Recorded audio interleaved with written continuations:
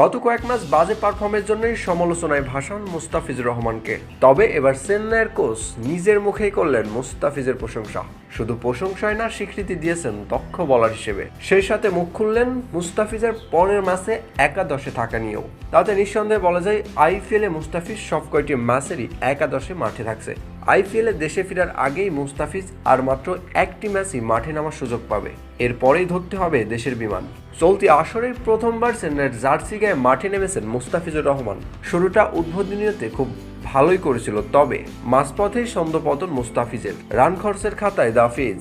অভিজ্ঞ এই কোচ বলেন, চলমান আইপিএলে যেখানে বাঘা বাঘা বলাররা মার খাচ্ছে, সেখানে মুস্তাফিজের চলমান ইকোনমিতে মোটেও সংখ্যায় নয় পুরো চেন্নাই। মাঠের খেলার পাশাপাশি সিএসকে টিম ম্যানেজমেন্ট, খেলোয়াড় সবার সাথেই গড়ে উঠেছে ফিজের সক্ষতাও। দলটির ফিল্ডিং কোচ রাজীব কুমার তার মধ্যে অন্যতম। চেন্নাইয়ের অনুশীলনে প্রায় সময় মুস্তাফিজের সাথে দেখা যায় রাজীব কুমারকে।